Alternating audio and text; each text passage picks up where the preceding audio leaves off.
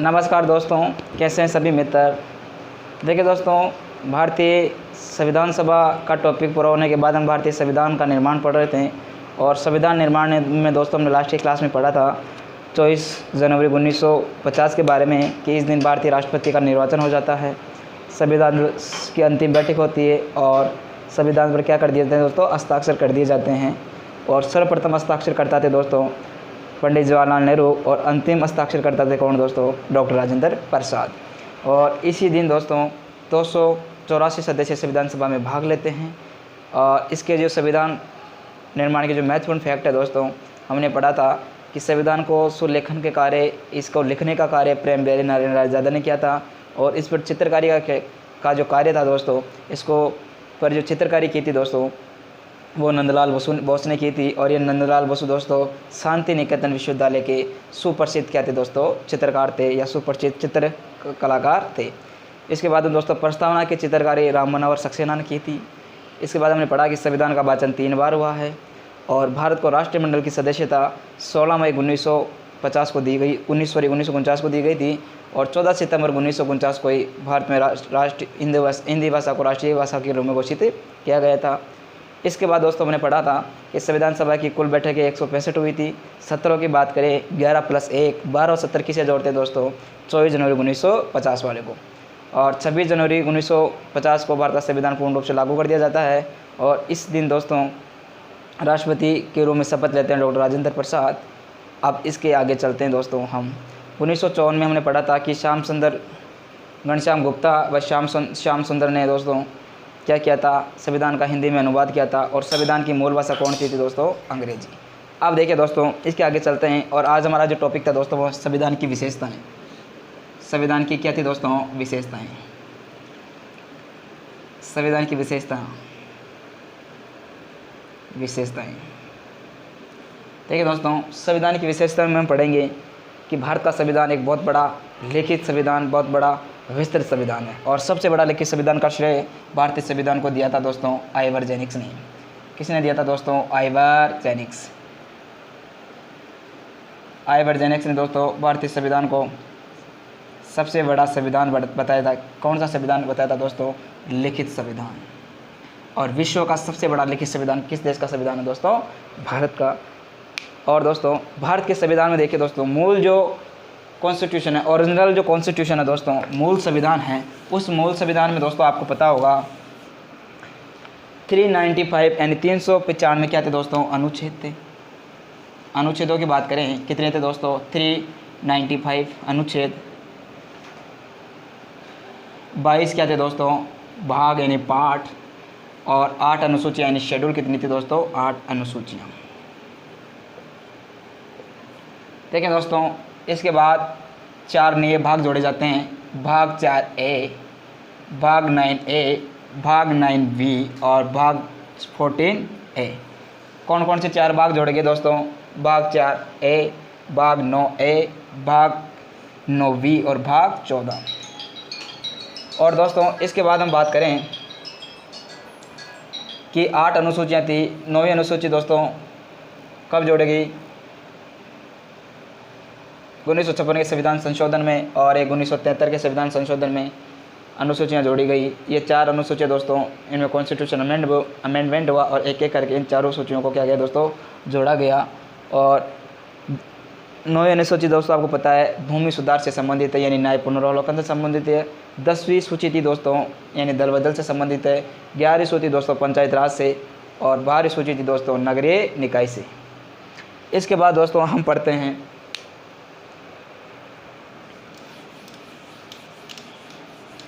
भारतीय संविधान का बड़ा होने के क्या कारण था दोस्तों। क्या पढ़ेंगे दोस्तों कि भारतीय संविधान इतना विस्तृत क्यों है, इतना बड़ा क्यों है, बड़ा होने का कारण, बड़ा होने का कारण। देखिए दोस्तों भारतीय संविधान बड़ा होने का सबसे प्रमुख कारण ये माना जाता है कि भारत की जो भौगोलिक विशेषताएं या भौगोलिक जो डाइवर्सिटी है, विविधता है, वो बहुत विस्तृत है, बहुत बड़ी है। और भारत में अनेक जातियों, अनेक संप्रदाय के लोग, अनेक धर्मों के लोग, अलग अलग भाषाओं के लोग, अलग अलग क्षेत्रों के लोग रहते हैं। और इस पूर्वों का जो गठजोड़ करके और एक संविधान बनाया। और वो कौन सा संविधान है दोस्तों? भारत का। हम धन्यवाद ज्ञापित करते हैं उन संविधान वेताओं को जिन्होंने भारत को इतनी विविधता थी, इतनी डाइवर्सिटी थी, उसके बावजूद एक ऐसा संविधान बनाया। और इसके बाद दोस्तों पहले लिखा होता है दोस्तों हमारे संविधान में कि जम्मू कश्मीर को छोड़कर, जम्मू एंड कश्मीर को छोड़कर संपूर्ण भारत का क्या होगा दोस्तों? एक संविधान होगा। लेकिन दोस्तों हाल ही अगस्त 2019 में, और अगस्त 2019 में माननीय गृह मंत्री श्रीमान अमित शाह जी ने आर्टिकल 35A और धारा 370 को क्या किया था दोस्तों? समाप्त किया गया था। दोस्तों हम अलग से दोस्तों एक वीडियो बनाएंगे धारा 370 क्या थी और आर्टिकल 335 के बारे में हम दोस्तों अलग से 20-30 मिनट चर्चा करेंगे। आज बस अभी तय पढ़ेंगे कि 370 धारा और आर्टिकल 35A को समाप्त किया गया था दोस्तों अगस्त 2019 में। ये प्रस्ताव रखा था दोस्तों संसद में, और प्रस्ताव किसने रखा था दोस्तों? हमारे अमित शाह जी जिस टाइम होम मिनिस्टर थे, गृह मंत्री थे। पहले ये चीज़ पढ़ते थे हम दोस्तों किताबों में कि जम्मू कश्मीर को छोड़कर संपूर्ण भारत का एक संविधान होगा, लेकिन दोस्तों अब उसमें जम्मू कश्मीर भी क्या हो गया? ऐड हो गया उसमें। और अब कहते हैं कि संपूर्ण भारत का क्या है दोस्तों? एक संविधान है। इसके बाद दोस्तों हम पढ़ते हैं एक भारत का संविधान ये दोस्तों जिसमें तीनों स्तरों की सरकार का क्या मिलता है दोस्तों? उल्लेख मिलता है। तीनों सरकार का मतलब दोस्तों एक तो होती है दोस्तों केंद्र सरकार यानी सेंट्रल गवर्नमेंट, केंद्र सरकार। एक होती है दोस्तों स्टेट गवर्नमेंट यानी राज्य सरकार। और हम पढ़ते हैं दोस्तों एक स्थानीय सरकार। स्थानीय सरकार में दोस्तों पंचायतों से संबंधित सरकार है, और इसमें दोस्तों सरपंच, वार्ड पंच, प्रधान, उप प्रधान, जिला परिषदों का चुनाव होते हैं। देखिए दोस्तों भारत का एकमात्र ऐसा संविधान है जिसमें तीनों प्रकार की सरकारों का उल्लेख है, केंद्र सरकार, राज्य सरकार और स्थानीय सरकार। इसके बाद में दोस्तों एक अधिनियम आता है 1935 का अधिनियम, 1935 भारत शासन अधिनियम। और इस भारत शासन अधिनियम से दोस्तों भारत के संविधान में अनेक बातें ग्रहण की गई, और इस भारत शासन अधिनियम से अनेक अनुच्छेदों को भारतीय संविधान में जोड़ा गया है। इसके बाद पढ़ते हैं दोस्तों हम भारत की संविधान की दूसरी विशेषता। पहली विशेषता क्या पढ़ी दोस्तों कि भारत का संविधान इतना बड़ा क्यों है, इतना विस्तृत क्यों है? तो हमने पढ़ा कि विशाल भौगोलिक क्या है दोस्तों? विविधता है, संपूर्ण भारत का एक संविधान है।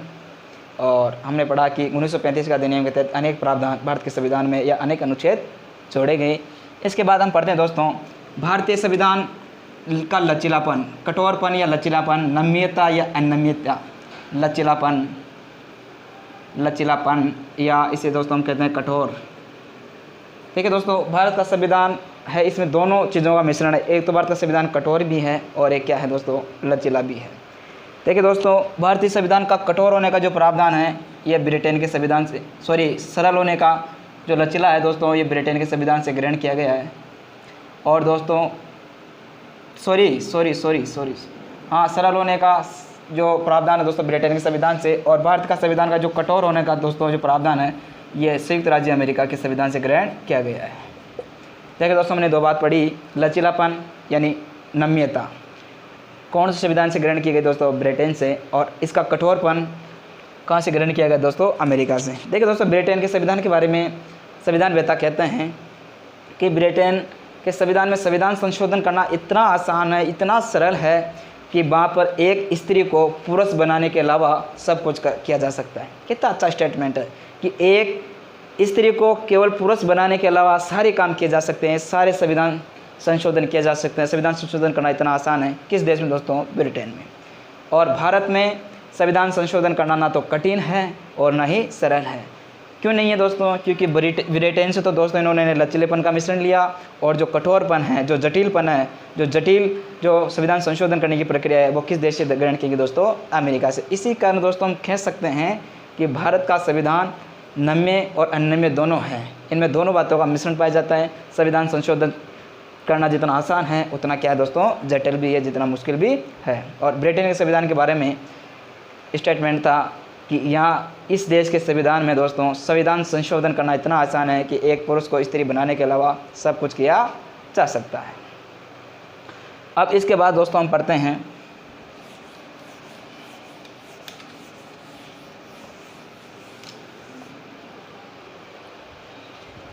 देखिए दोस्तों संविधान संशोधन होता है दो प्रकार का।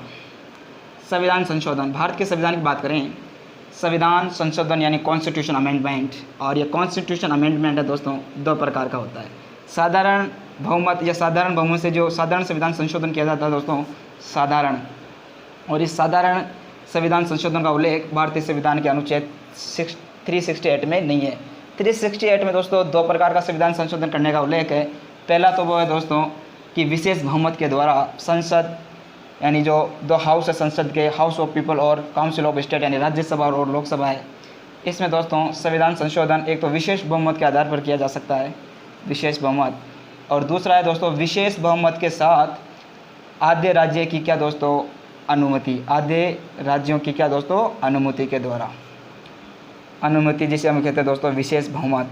क्या कहते हैं दोस्तों विशेष बहुमत। देखिए दोस्तों भारतीय संविधान में के आर्टिकल 368 यानी 368 अनुच्छेद में साफ शब्दों में लिखा है कि भारतीय में संविधान संशोधन की को दो प्रक्रियाओं के तहत किया जा सकता है। एक तो होता है दोस्तों विशेष बहुमत और दूसरा होता है विशेष बहुमत प्लस आधे राज्यों की अनुमति के द्वारा संविधान संशोधन माना जाता है।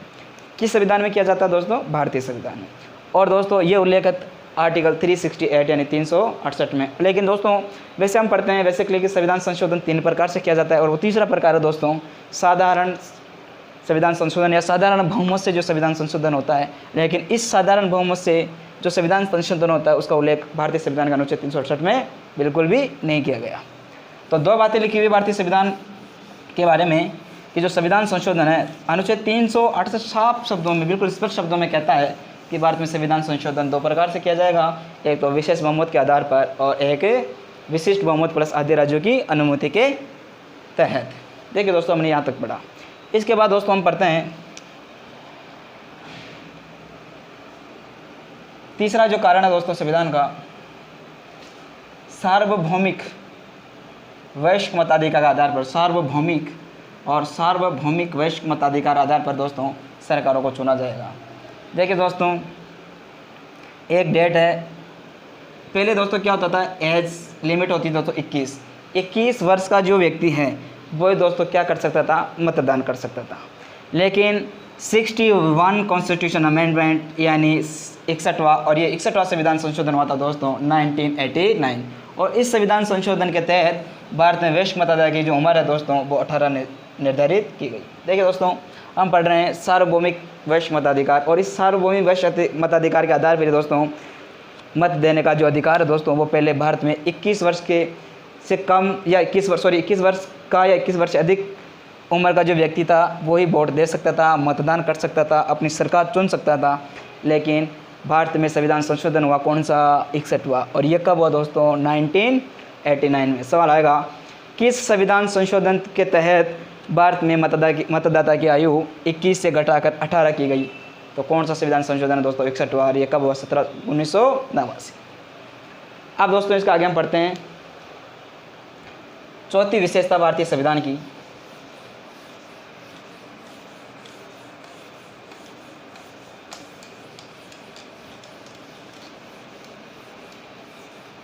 देखिए दोस्तों भारत के संविधान में अनेक देशों के जो प्रावधान है वो ग्रहण किए गए, मतलब विदेशी स्त्रोतों से गृहीत भारतीय संविधान। आपने पढ़ा होगा कि भारतीय संविधान को कहीं पढ़ा हुआ या लाइन पढ़ी होगी, सुना होगा कि भारतीय संविधान को उधार का थैला कहा जाता है। लेकिन दोस्तों ये गलत है, ये स्टेटमेंट बिल्कुल गलत है।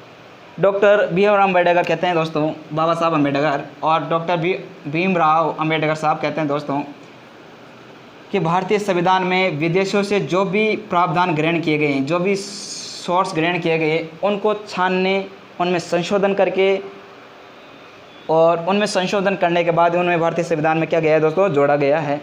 और हम कहते हैं कि भारतीय संविधान में 60 से अधिक देशों के संविधान से क्या किए गए दोस्तों?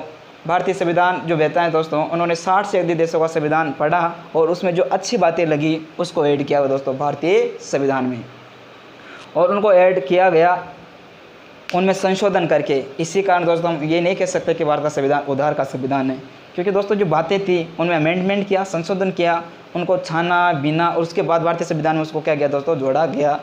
और इस कारण दोस्तों हम उसको उधार का थैला नहीं कहा जा सकता। जैसे हम दोस्तों मौलिक कर्तव्य की बात करते हैं तो रूस से लिए गए हैं, मूल अधिकार अमेरिका से, जो ये अलग से दोस्तों ये इनका हम एक अलग से इनकी क्लास रखेंगे कि जो विदेशी स्रोत यानी जो विदेशी जो प्रावधान हैं भारत के देश में ग्रहण किए गए हैं या भारतीय संविधान में जोड़े गए, इनसे हम एक अलग से क्लास बनाएंगे। और वो उससे अलग से हम पढ़ेंगे। तो हम पढ़े थे दोस्तों भारतीय संविधान की विशेषता, और विशेषता क्या था कि विदेशी स्तरों से गृहीत भारतीय संविधान। और हम इसे उधार का तिलक क्यों नहीं कहा जा सकता दोस्तों, क्योंकि इनमें संशोधन किया गया। जो भी बातें, जो भी प्रावधान लिए गए, जैसे मौलिक कर्तव्य हुए, नीति निर्देशक तत्व हुए, फंडामेंटल राइट्स हुए, न्याय प्रणाली हुई, इनमें अमेंडमेंट करके इनमें संशोधन करने के बाद ही इसको भारतीय संविधान में क्या किया गया दोस्तों, जोड़ा गया है। और दोस्तों हम पढ़ते हैं भारत में कौन सी न्यायपालिका एक स्वतंत्र न्यायपालिका है। स्वतंत्र न्यायपालिका यानी जुडिशरी न्यायपालिका। देखिए तो क्या होती है स्वतंत्र न्यायपालिका। आपने पढ़ा होगा दोस्तों, एक होता है मौलिक अधिकार। हमारे क्या मौलिक अधिकार हैं? आर्टिकल 19 हमें 6 प्रकार की स्वतंत्रता देता है, कहीं पे भी घूमने फिरने की, अभिव्यक्ति करने की, भाषण देने की, रहने की। तो दोस्तों अगर इनका उल्लंघन होता है दोस्तों, तो इनमें हमारी सहायता कौन करती है? स्वतंत्र न्यायपालिका। और भारतीय संविधान का आर्टिकल 50 साफ शब्दों में ये कहता है कि कार्यपालिका और न्यायपालिका पृथक रूप से क्या करेगी? कार्य करेगी। और वैसे नीति निर्देशक तत्वों में लिखा हुआ है कि विधायिका, कार्यपालिका और न्यायपालिका पृथक रूप से कार्य करेगी। और नीति निर्देशक तत्वों में दोस्तों भारतीय अनुच्छेद कौन सा है दोस्तों? 50। और इसमें स्पष्ट शब्दों में लिखा है कि कार्यपालिका और न्यायपालिका पृथक रूप से कार्य करेगी, ये एक दूसरे पर निर्भर नहीं रहेगी। देखिए दोस्तों, कानून बनाने का अधिकार किन है दोस्तों? विधायिका, कार्यपालिका को। और इन कानूनों को लागू करने का अधिकार विधायिका यानी व्यवस्थापिका को है। लेकिन दोस्तों ये संविधान के निकट है कि नहीं, ये संविधान के दायरे के निकट है कि नहीं, संविधान का कहीं इनमें उल्लंघन तो नहीं हो रहा, इनकी देखरेख कौन करता है दोस्तों? न्यायपालिका। और न्यायपालिका है दोस्तों सेंटर में तो सुप्रीम कोर्ट, जो सुप्रीम लॉ है यानी भारतीय संविधान का, वो सुप्रीम कोर्ट है। और सुप्रीम कोर्ट में हम अपनी याचिका दर्ज कर सकते हैं कि हाँ इस दिन ऐसे हमारे मौलिक अधिकारों का हनन हुआ है। और प्रत्येक राज्य में एक हाई कोर्ट का प्रावधान है। और हाई कोर्ट के प्रावधान कहते हैं दोस्तों, किसी व्यक्ति के दोस्तों मौलिक अधिकारों का हनन होता है, वो वहाँ पर याचिका लगा सकता है। इसी कारण दोस्तों हम कह सकते हैं कि भारतीय संविधान में दोस्तों स्वतंत्र न्यायपालिका को अपनाया गया है। जो भी अगर अमेंडमेंट कर रहे हैं, संशोधन कर रहे हैं, या कोई नई धारा जोड़ रहे हैं, या कोई नया कानून ला रहे हैं, लेकिन वो जो कानून है दोस्तों वो वास्तविकता के निकट होना चाहिए। और वो है कि संविधान का उसमें किसी प्रकार का कोई उल्लंघन नहीं हो, मूल ढांचे के साथ किसी प्रकार की कोई छेड़छाड़ी तो नहीं हो रही, और लोगों के अधिकारों का कई प्रकार का हनन तो नहीं हो रहा किसी प्रकार का। ये सब देख रेख कौन करता है दोस्तों? न्यायपालिका। और इनमें न्यायपालिका दोस्तों वापस पूर्ण इनमें संशोधन करके भारतीयों को दोस्तों उनका अधिकार प्रदान करते हैं। देखिए दोस्तों हमने 4-5 विशेषता पढ़ी आज भारतीय संविधान की, कि भारतीय संविधान बड़ा क्यों है, स्वतंत्र न्यायपालिका को किस प्रकार अपनाया गया है, सार्वभौमिक वैश्विक मताधिकार के बारे में पढ़ा हमने, विदेशी स्तरों से गृहीत हमने सामरिका पढ़ी। अब दोस्तों कल पढ़ेंगे एकात्मक और संघात्मक होने के लक्षण। हम कल पढ़ेंगे दोस्तों मौलिक कर्तव्य के बारे में थोड़ी सी डिटेल से पढ़ेंगे। उसके बाद में हम अलग से टॉपिक वाइज पढ़ेंगे मौलिक अधिकार क्या होते हैं, DPSP क्या होते हैं, इनके बारे में हम दोस्तों एक एक करके पूरी चर्चा करेंगे। तो दोस्तों आज की क्लास आपको कैसी लगी, इसके बारे में अपने सुझाव ज़रूर देना। थैंक यू दोस्तों, धन्यवाद।